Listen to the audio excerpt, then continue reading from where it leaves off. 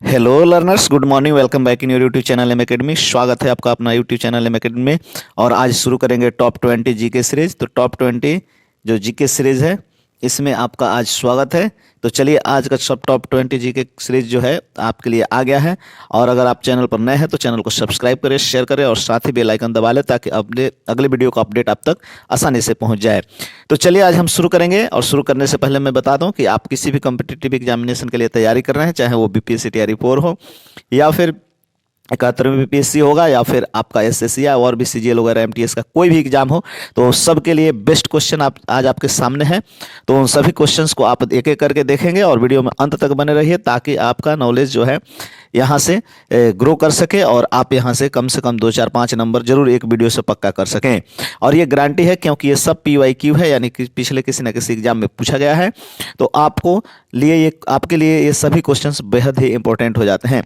तो वीडियो में अंत तक रहिए ताकि आपको बहुत सारी जानकारी मिले। तो चलिए, आज का हम टॉप 20 जीके शुरू करते हैं। और भी पिछले वीडियोज को देखना चाहते हैं तो हमारे प्लेलिस्ट में जाकर सभी वीडियोज को देख सकते हैं। तो चलिए शुरू करते हैं। आज का पहला क्वेश्चन है आपके सामने, मरकरी का प्रयोग बनाने में किया जाता है। मतलब मरकरी जो होता है यानी Hg जो होता है, इसका प्रयोग मरकरी का संकेत जो होता है ना, सिंबल Hg होता है, याद रखिएगा। तो मरकरी का प्रयोग बनाने में किया जाता है, यानी क्या बनाने में किया जाता है? मलहम बनाने में किया जाता है, जहर बनाने में किया जाता है, सिंदूर बनाने में किया जाता है या फिर कीटनाशक बनाने में किया जाता है। जल्द से जल्द ऑप्शन दीजिए अपना। तो देखिए, मलहम बनाने में इसका प्रयोग नहीं किया जाता है और कीटनाशक में भी नहीं किया जाता है। तो इसका सही ऑप्शन क्या हो जाएगा? तो मरकरी जहरीला होता है क्या, या फिर क्या होता है? जल्द से जल्द बताइए। तो देखिए, जहर भी नहीं बनाने में होता है। इसका सही जो ऑप्शन होगा वो सी होगा, यानी सिंदूर बनाने में मरकरी का प्रयोग किया जाता है। तो याद रखेंगे, ये बेहद इंपॉर्टेंट क्वेश्चन है और पिछले जो है पूछा गया 64वीं बीपीएससी में। अगला क्वेश्चन है आपके सामने, क्वेश्चन नंबर 2। रॉकेट ईंधन के रूप में प्रयोग किया जाता है। रॉकेट ईंधन के रूप में, यानी रॉकेट में जो ईंधन प्रयोग होता है उसमें कौन सा ईंधन प्रयोग किया जाता है रॉकेट को उड़ाने में? तो देखिए, ईंधन मतलब फ्यूल किस फ्यूल का इस्तेमाल किया जाता है? ऑप्शन ए है द्रव हाइड्रोजन यानी लिक्विड हाइड्रोजन का, या फिर द्रव हीलियम यानी लिक्विड हीलियम का, यानी हीलियम मतलब He का है ना, हाइड्रोजन में H का, याद रहे, और लिक्विड कह रहा है। सी यूरेनियम 235 यानी U235 है ना, और फिर डी लिक्विड पेट्रोलियम गैस यानी LPG का। तो रॉकेट ईंधन के रूप में किसका प्रयोग किया जाता है? जल्द से जल्द ऑप्शन बताइए। देखिए, डी LPG ये गैस जो है ना, ये खाना बनाने के लिए जो आपके घरेलू गैस है ये है। यूरेनियम 335 इसका यहाँ इस्तेमाल नहीं किया जाता है ना, इसका एटॉमिक थर्मल पावर में इस्तेमाल किया जाता है। तो यहाँ सही ऑप्शन बी या ए होगा। तो देखिए, बी भी गलत ऑप्शन है, इसका सही ऑप्शन ए होगा। द्रव हाइड्रोजन यानी लिक्विड हाइड्रोजन का प्रयोग रॉकेट ईंधन के रूप में किया जाता है। आई होप आप समझ रहे होंगे। अब चलते हैं अगला क्वेश्चन पर। आपके सामने अगला क्वेश्चन है, क्वेश्चन नंबर 3। कैल्शियम कार्बोनेट का रासायनिक सूत्र होता है। जल्द से जल्द बताइए अपना ऑप्शन।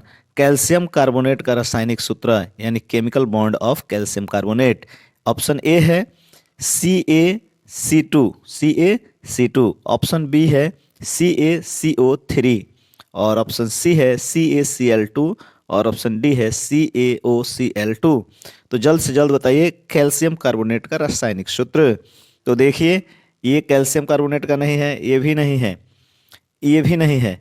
इसका सही ऑप्शन बी है, यानी CaCO3। यही जो है कैल्शियम कार्बोनेट का रासायनिक सूत्र है।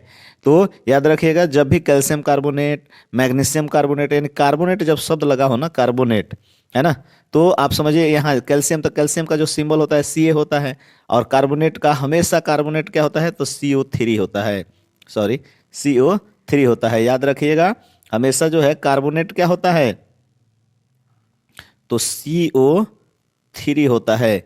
अब इसमें मैग्नीशियम कार्बोनेट पूछ दे तो तुरंत हम Mg लगा देंगे, MgCO3 मैग्नीशियम कार्बोनेट। तो याद रखिएगा, जब कार्बोनेट पूछेगा किसी भी एलिमेंट के साथ तो आप क्या करेंगे? CO3 देखेंगे कि उसके आगे CO3 लगा है कि नहीं लगा है। तो यहाँ सही ऑप्शन बी होने वाला है, CaCO3। 4 नंबर देखिए, क्वेश्चन नंबर 4। यांत्रिक ऊर्जा को विद्युत ऊर्जा में बदलता है, यानी यांत्रिक ऊर्जा को विद्युत ऊर्जा में कौन बदलता है? मोमबत्ती है, डायनेमो है, विद्युत मोटर है या सोलर सेल है? जल्द से जल्द बताइए। तो देखिए मोमबत्ती नहीं, मोमबत्ती जो होता है ना ये रासायनिक ऊर्जा को प्रकाश ऊर्जा और उष्मा ऊर्जा में बदलता है, तो ये ऑप्शन गलत है। सोलर सेल, तो ये देखिए सोलर सेल भी नहीं है ना, ये सौर ऊर्जा को किसमें बदलता है? विद्युत ऊर्जा में बदलने वाला डिवाइस है। अब आता है विद्युत मोटर या डायनेमो, जल्द से जल्द अपना ऑप्शन बताइए।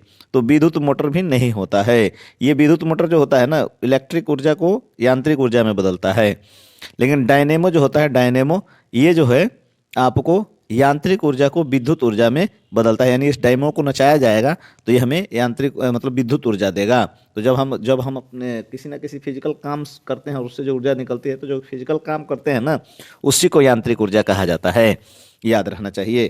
तो यंत्र यानी डायनेमो को जब हम नचाएंगे चलाएंगे तो हमें विद्युत मिलेगा, विद्युत ऊर्जा। इसलिए हम कहते हैं कि यांत्रिक ऊर्जा को विद्युत ऊर्जा में बदलने वाला जो डिवाइस है वो है डायनेमो। याद रखिएगा, ये क्वेश्चन बेहद ही इंपॉर्टेंट है।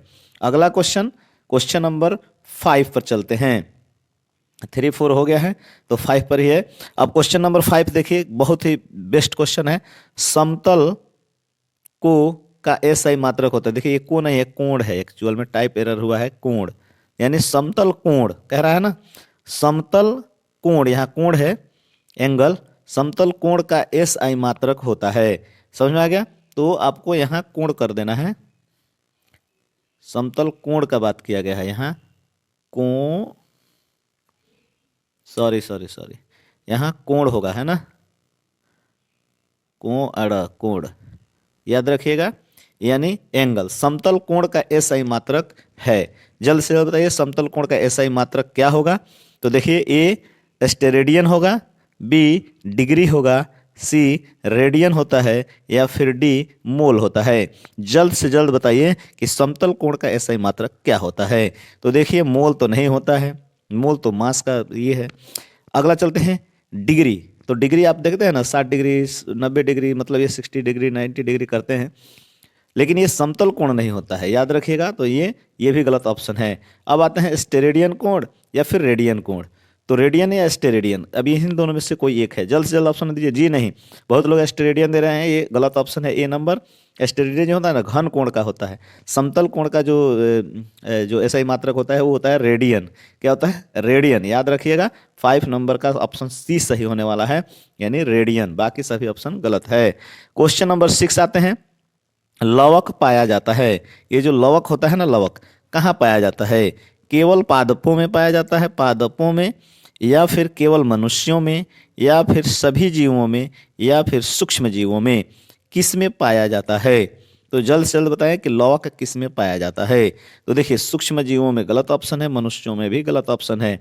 ये कह रहा है सभी जीवों में, ये भी गलत ऑप्शन है। इसका सही ऑप्शन ए होगा, केवल पादपों में पाया जाता है। यानी लवक जो है केवल पादपों में ही पाया जाता है। पादप मतलब पेड़ पौधे झाड़ियाँ, इसी सब में लवक पाया जाता है। इसका प्रकार भी होता है हरित लवक का नाम सुने हैं ना। अगला क्वेश्चन है क्वेश्चन नंबर 7। देखिए मनुष्यों में गुणसूत्रों की संख्या 23 जोड़ा होता है, तो बंदर में कितना होता है? मनुष्य में, हमारे में जो है ना, जो डीएनए का जो होता है गुणसूत्र होता है ना डीएनए का, 23 होता है, 23 जोड़ा, यानी 46 होते हैं टोटल। तो वो कह रहा है कि बंदरों में कितना होता है? 24 जोड़ा, 21 जोड़ा, 23 जोड़ा, या इनमें से कोई नहीं? तो देखिए इनमें से कोई नहीं, ऑप्शन गलत है। 23 जोड़ा तो आप जानते हैं मनुष्य में होता है, 24 जोड़ा होता है ना, और 21 जोड़ा, तो 21 जोड़ा ही बंदरों में होता है, याद रखेंगे। लेकिन ये तो 24 जोड़ा क्या है? तो ये चिंपैंजी का है, ये चिंपैंजियों में होता है। तो इसका सही ऑप्शन बी होने जा रहा है, यानी 21 जोड़ा है जो है बंदरों का गुणसूत्र होता है। क्वेश्चन नंबर 1 और डीएनए से ही लिया गया है। डीएनए केंद्रक के अलावा पाया जाता है। जो डीएनए है केंद्रक में तो पाया ही जाता है, इसके अलावा भी कहाँ कहाँ पाया जाता है? माइटोकॉन्ड्रिया में पाया जाता है, हरित लवक में पाया जाता है, लाइसोसोम में पाया जाता है, या फिर एक से अधिक? तो जल्द से जल्द ऑप्शन बताइए इसमें किस में पाया जाता है? तो देखिए मैं बताता हूँ, सी लाइसोसोम ग्रंथि, जो से आत्मघाती ग्रंथि कहते हैं, तो ये ऑप्शन नहीं है, इसमें डीएनए नहीं होता है। अब जो है एक से अधिक या हरित लवक या माइटोकॉन्ड्रिया, तो देखिए हरित लवक क्या है? आपको अभी पिछले क्वेश्चन में पता चला कि ये सिर्फ पादपों में पाया जाता है। हरित लवक तो ये पौधों के लिए होता है, और पौधों का भी डीएनए होता है, तो इसमें डीएनए रहता है, याद रखेंगे। और माइटोकॉन्ड्रिया जीवों में होता है, और इसमें भी डीएनए पाया जाता है। तो यानी ऑप्शन ए और बी दोनों सही है, तो इसका सही ऑप्शन डी होने जा रहा है, यानी एक से अधिक उत्तर इसका सही है। तो याद रखिएगा डीएनए जो होता है ना, केंद्रक के अलावा माइटोकॉन्ड्रिया और हरितलौक में भी पाया जाता है। तो चलिए अगला क्वेश्चन आपके सामने होगा 9 नंबर क्वेश्चन। सौंदर्य विटामिन किसे कहा जाता है? सौंदर्य विटामिन किसे कहा जाता है, यानी किस विटामिन का नाम सौंदर्य विटामिन भी है ना, यानी ब्यूटी विटामिन किसको कहते हैं? Option A vitamin D, option B vitamin K, option C vitamin E और ऑप्शन डी विटामिन सी। जल्द से जल्द ऑप्शन बताइए अपना। तो देखिए डी ऑप्शन गलत है, के भी गलत है, इसका सही ऑप्शन सी भी नहीं है, इसका सही ऑप्शन ई है विटामिन ई। सी है मतलब विटामिन ई। विटामिन ई ही विटामिन ई को क्या कहते हैं? ब्यूटी विटामिन के नाम से भी जानते हैं, और साथ साथ ये क्या करता है? हमारे फर्टिलाइजेशन को भी बढ़ाता है। तो याद रखिएगा विटामिन ई को। अगला नंबर 10 नंबर क्वेश्चन आपके सामने है। एड्स, एड्स जानते हैं ना, एक बीमारी है। एड्स एक विषाणु जनित रोग है। विषाणु का मतलब वायरस, याद रखिएगा। एड्स एक विषाणु, विषाणु मतलब वायरस जनित रोग है जो प्रभावित करता है, यानी किस पर इफेक्ट करता है, किस पर हमला करता है? फेफड़ों पर प्रभाव अपना डालता है, आरबीसी को प्रभावित करता है, डब्ल्यूबीसी को, या फिर लीवर को। यानी एड्स सबसे पहला जो इसका विषाणु है, यानी जीवाणु है, बैक्टीरिया है, विषाणु।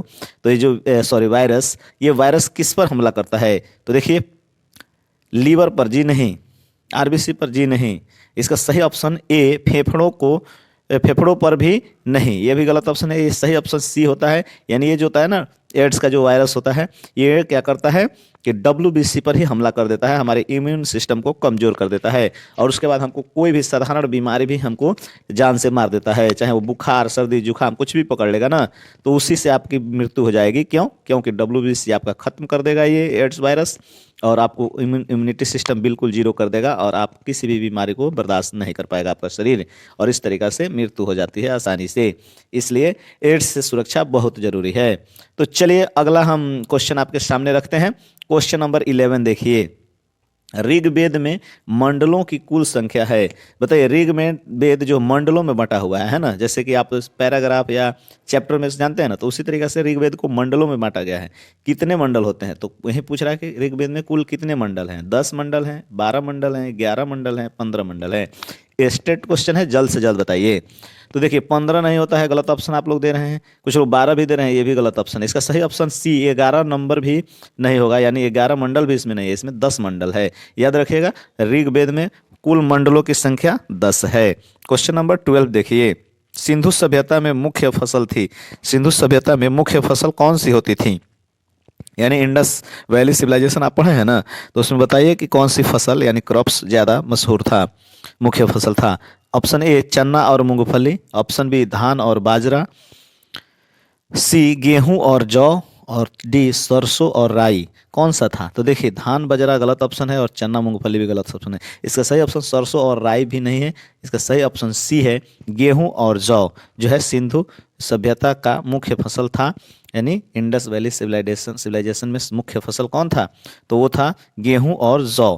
तो गाइज आप वीडियो में अंत तक बने रहिए। वीडियो को में एक से एक क्वेश्चंस आपके सामने रहेंगे, और सभी सब्जेक्ट से क्वेश्चन हैं, यानी सभी PYQ बेस्ट तरीका से अरेंज किया गया है। तो आपके अगले किसी भी एग्जाम के लिए ये एक वरदान साबित होने जा रहा है। तो क्वेश्चन में अंत तक बने रहिए, और अगर चैनल को अभी तक सब्सक्राइब नहीं किए हैं तो जरूर सब्सक्राइब कर लीजिए, क्योंकि टॉप 20 GK सीरीज हजारों क्वेश्चन PYQ कराएगा, जो आपके लिए किसी न किसी एग्जाम के लिए बिल्कुल बेनिफिशियल होगा। तो चलिए एम एकेडमी का फैमिली का हिस्सा बनिए, और अपना योगदान दीजिए, और अपना स्टडी स्ट्रॉन्ग कीजिए। तो चलिए क्वेश्चन नंबर 13 देखते हैं। गांधी जी ने कैसर ए हिंद की उपाधि कब त्याग दी थी? 1914 में, 1913 में, 1922 में, 1931 में। कब त्यागी थी? जल्द से जल्द बताइए। तो 1914 तो होगा ही नहीं, ये तो गलत ऑप्शन है, क्योंकि 1915 में वो आए थे अफ्रीका से। अब ये है ना 1913, 22 और 31, तो 31 में भी नहीं, और क्या कहते हैं सी 1922 में भी नहीं। इसका सही ऑप्शन जो है 1913 में होगा। और 1913 में क्यों त्यागे थे? क्या कारण था? कैसर हिंद की उपाधि जो अंग्रेजों ने दी थी, तो उसको क्यों उन्होंने लौटा दिया था, क्यों त्याग दिया था? तो यहाँ 1913 में आपको याद होगा जालियांवाला बाग हत्या कांड।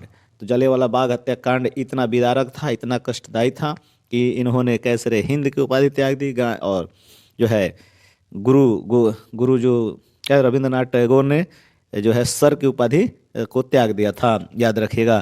तो ये बहुत ही इंपॉर्टेंट क्वेश्चन है और 1913 में, यानी ऑप्शन नंबर बी सही है। क्वेश्चन नंबर 14 देखिए, सहायक संधि पद्धति किसने शुरू की, यानी सहायक संधि किसने लाया?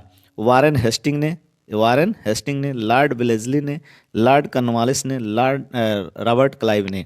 तो देखिए वारेन हेस्टिंग गलत ऑप्शन है, सी कॉर्नवालिस भी गलत ऑप्शन है, इसका सही ऑप्शन रॉबर्ट क्लाइव भी नहीं है, इसका सही ऑप्शन जो है लॉर्ड वेलेस्ली है, यानी सहायक संधि का जो जनक माना जाता है लॉर्ड वेलेस्ली को माना जाता है। तो चलिए हम अगला क्वेश्चन पर ले चलते हैं आपको, क्वेश्चन नंबर 15 पर आ गए हैं हम लोग धीरे धीरे।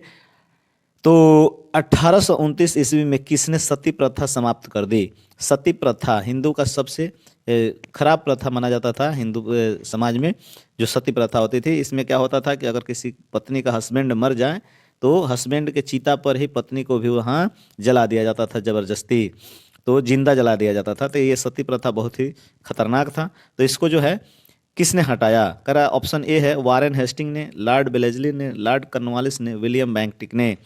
तो देखिए ये जो है ना सती प्रथा राजा राम मोहन के सिफारिश से, राजा राम मोहन के प्रयास से और उनके मदद से जो है विलियम बेंटिक ने हटाया था। और ये कब हटाया था? तो 1829 ईस्वी में, याद रखिएगा। तो वो था विलियम बेंटिक।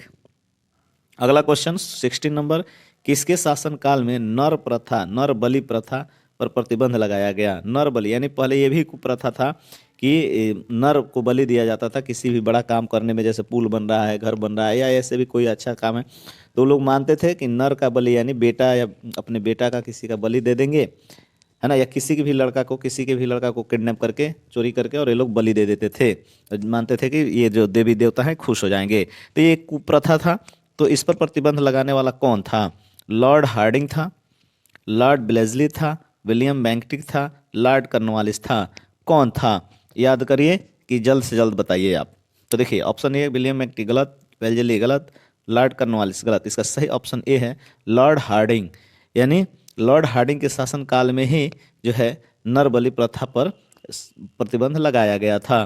तो अगला क्वेश्चन पर चलते हैं सीधे, क्वेश्चन नंबर 17 देखिए, इनमें से किसका कोई उपग्रह नहीं है? यानी इसमें से किसका कोई भी उपग्रह, एक भी उपग्रह नहीं है? तो देखिए अर्थ का उपग्रह चांद है, तो है इसका, तो ये भी गलत ऑप्शन हो गया। सी शुक्र का भी ग्रह है, तो ये भी गलत है। मंगल का भी ग्रह है, ये भी गलत है, उपग्रह है।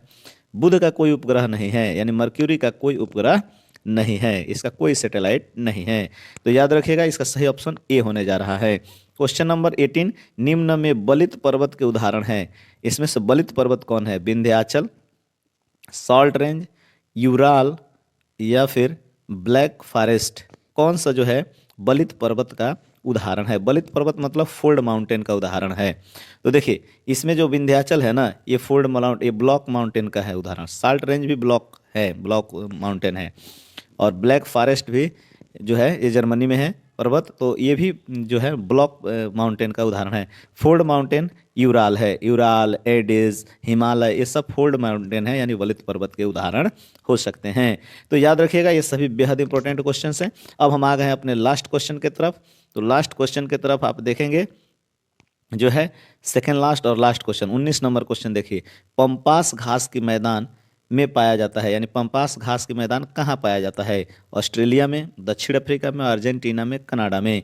तो देखिए कनाडा में गलत ऑप्शन है, दक्षिण अफ्रीका में भी गलत ऑप्शन है, ए ऑस्ट्रेलिया में भी गलत ऑप्शन है, इसका सही ऑप्शन सी होने जा रहा है। अर्जेंटीना में जो है पंपास घास के मैदान पाया जाता है। लास्ट क्वेश्चन टॉप 20 जी के सीरीज का अंतिम क्वेश्चन आपके सामने है। तो चलिए इस क्वेश्चन का जवाब आप कमेंट बॉक्स में दीजिएगा, मैं देखता हूँ। अटलांटिक महासागर की ठंडी जलधारा है, अटलांटिक महासागर की ठंडी जलधारा है, कौन सा है? अटलांटिक महासागर में ठंडी जलधारा और गर्म जलधारा होती है, तो यहाँ ठंडी जलधारा पूछा जा रहा है। लेब्राडोर की जलधारा, गल्फ स्ट्रीम की जलधारा, फ्लोरिडा की जलधारा या फिर ब्राजील की जलधारा? कौन सी जलधारा जो है अटलांटिक महासागर की ठंडी जलधारा में ठंडी जलधारा है? तो इसका ऑप्शन आप देंगे, मैं हिंट कर देता हूँ, है ना। देखिए ये फ्लोरिडा जलधारा जो है गर्म जलधारा है, ब्राज़ील का जलधारा भी गर्म जलधारा है। अब गल्फ स्ट्रीम या लेब्राडोर की जलधारा है, इसमें से जल्द आप ऑप्शन दे दीजिएगा। तो चलिए मैं ही बता देता हूं जी, आप लोग गलत कर रहे हैं, बी नहीं होगा, इसका सही ऑप्शन ए है। लेब्राडोर की जलधारा जो है ठंडी जलधारा है, ये सब बाकी सब गर्म जलधारा है, याद रखिएगा। तो आई होप आपने टॉप 20 जी के सीरीज आज काफ़ी इंजॉय किया होगा और अगर आप चाहते हैं कि ऐसे ही वीडियो कंटेंट आपको मिलता रहे तो चैनल को सब्सक्राइब करिए, शेयर करिए, लाइक करिए और बेल आइकन को भी दबाइए ताकि हम आपके लिए बेहतर कंटेंट प्रोवाइड कर सकें। तो चलिए आज का हम जो सेशन यहीं पर समाप्त करते हैं। और अगर अभी तक आपने चैनल को नहीं सब्सक्राइब किया है तो अब कर लीजिए और एम एकेडमी परिवार का हिस्सा बनिए और अपना जो तैयारी है, जो प्रिपरेशन है, स्ट्रॉन्ग बनाइए और अपना किसी भी एक कंपटीशन में एक सीट सुनिश्चित करिए। और इसी के साथ हम अब आपसे लेंगे विदा। तब तक के लिए मिलते हैं अगले वीडियो में। अगले वीडियो में मिलेंगे, तब तक के लिए जय हिंद, वंदे मातरम।